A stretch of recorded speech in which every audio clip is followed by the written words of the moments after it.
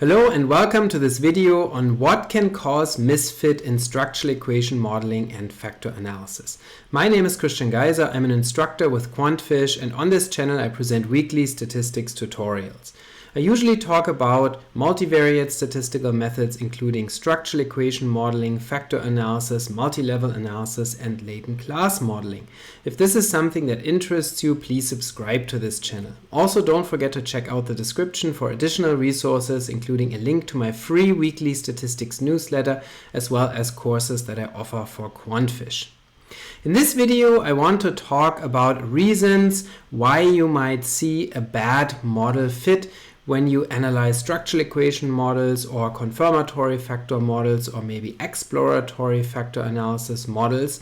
And more specifically, I want to focus on causes of misfit that are other causes than the obvious ones. So obviously, when you run a misspecified model, a model that doesn't estimate enough parameters or is otherwise misspecified, that obviously can cause your model to return bad fit statistics. But here I want to focus on some things that you may not have thought about or that you may not have heard about when fitting structural equation models that can also lead to poor model fit even when your model may be correct. So there are some data conditions and some model conditions that can lead to a bad chi-square, for example, when in fact your model is a good model. And so this is something to think about, because sometimes we try to modify a model even though the model doesn't have to be modified, and we try to find a better model even though the model that we have is fine, but we have data conditions or conditions related to our model that lead to a bad looking fit, even though that is not really the case. So in other words, there are conditions that can cause bias in the fit statistics that can make the fit statistics look bad even when they should look good. So let's look into these. And so the first one is one that more people are familiar with, and that's related to the data distribution. When we use maximum likelihood estimation for structural equation modeling and factor analysis, which is the default in many software programs, then under maximum likelihood estimation, we assume that the data are multivariate normal. And that is almost always violated, at least to some extent. So most data sets do not follow a multivariate normal distribution strictly. And so then when you have data non-normality, especially kurtosis,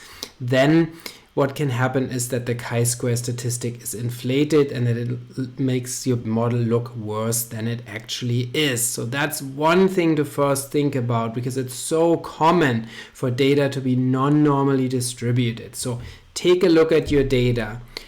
Maybe look at some histograms, look at how the univariate distributions of your variables look. Maybe look at some statistics for multivariate kurtosis or multivariate normality, such as Mardia's coefficient or other statistics. And so you will often find that you are violating this assumption of multivariate normality for maximum likelihood estimation, and then that as a consequence can lead to inflated chi-square statistics that are too large, resulting in p-values that are too small, rejecting models that are actually not bad or potentially correct.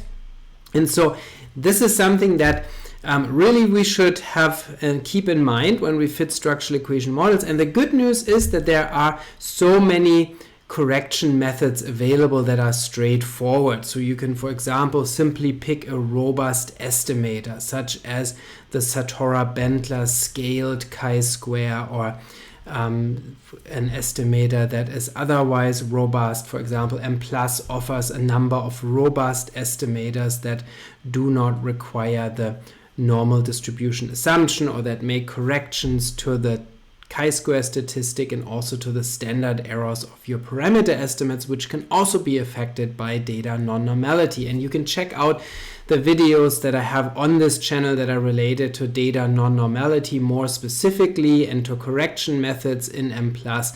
You can find those here on this channel. So that's one aspect where it can happen that your model looks bad, even though it's maybe not a bad model, and then try out some robust statistics or try out a bootstrap method such as the Bollenstein bootstrap, which also corrects for non-normality. The second possible reason for misfit that is unrelated to a misspecification of your model is when you have clustered data. So when you collect, for example, students as participants and the students are nested within school classes, or you're looking at employees that are nested within companies, or customers that are clustered within businesses, then that leads to dependencies in the data, so-called multi-level data or hierarchically structured data. And the dependencies that arise from such clustered or multi-level data also can lead to inflated chi-square statistics. They can also lead to incorrect standard error. So it's kind of the same deal or a similar deal as with non-normal data. So when you have clustered data, then your chi-square statistics might look too bad. And so again, then you have to address that. And one way to address it is to use multi-level modeling techniques. So if you have a large enough sample size, particularly if your level 2 organizational level sample size is large enough, you could, for example, run a multi-level SEM or a multi-level CFA to address that clustering.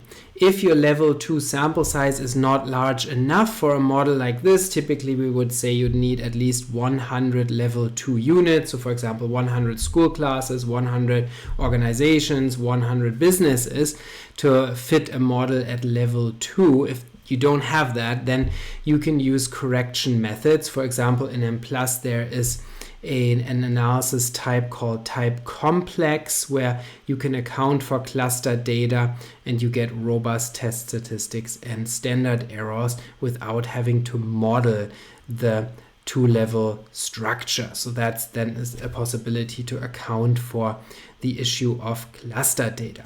And the third possibility is unrelated to the data, but is more related to the size of your model. And this is something that many people do not know, and that's that chi-square statistics are also sensitive with regard to the size of your model. So if you have many variables, let's say you're analyzing 30 variables and you have 6 factors or something like that, and so you have a large model with many degrees of freedom, then the chi-square statistic tends to be greatly off and greatly inflated oftentimes, where you cannot trust the p-values of the chi-square statistic at all anymore due to model size. Now there are also correction methods available for model size problems. When you have a large model, you can correct the chi-square statistics and the p-values for that using different correction methods.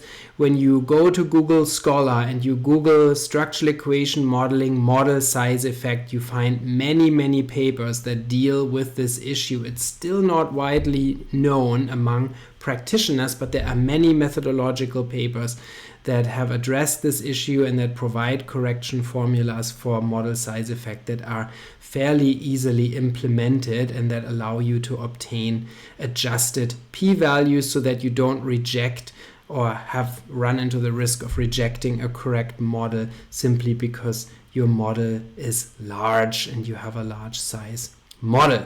So those are 3 things to think about when you find a bad model fit and you are convinced that it's not due to a bad model. Then think about, could it be due to non-normality of the data, to cluster data, or to the size of your model, and then you can try to address that, make those adjustments. And then if the model still doesn't fit, well, then you really have to think more about whether really the model is in fact misspecified and whether you need a different model or a modified model, and then that's a different issue to address. I hope you liked this video. If you did, then please subscribe to this channel and don't forget to check out the description for additional resources, and I'll see you next time.